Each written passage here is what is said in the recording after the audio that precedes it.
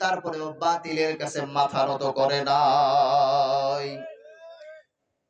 বিপ্লব মানে জীবন দেওয়া, বসে থাকা নয়, সে কোনদিন আসবে না রে, করো যদি ভয়, করো যদি ভয়। বিপ্লব মানে জীবন দেয়া, বসে থাকা নয়, সে কোনদিন আসবে না রে, করো যদি ভয়, করো যদি ভয়। আসবে বিজয়, আসবে বিজয়, রক্ত আর জীবনের বিনিময়। কথা বলেন ঠিক না বেঠিক?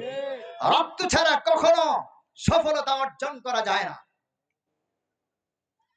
আল্লাহ রাসূল সাল্লাল্লাহু আলাইহি ওয়াসাল্লাম নবী শিমবিল দাওয়াত দেওয়ার পর এরা বলল, আপনি হুজুর, মানুষ দিয়ে ঝামেলা করা যাবে না, সন্ত্রাস চাঁদাবাজদেরকে দমন করা যাবে না, কি করতে হবে? তাহলে একজন বাদশা বানায় দেন, একজন নেতা বানায় দেন। নেতাটা কেমন হবে? এরা বলতেছে। আল্লাহ বললেন, ইয ক্বালু লিনাবিয়্যিন লাহু মুবআথ লানা মালিকান নুকাতিলা ফি সাবিলিল্লাহ। এরা বলল,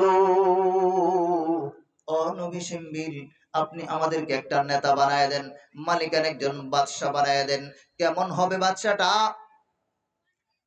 যদি আপনি বাদশা বানায় দেন, তাহলে আমরা স্বৈরাচার সরকারের বিরুদ্ধে, অত্যাচারী সরকারের বিরুদ্ধে আমরা আন্দোলন করব।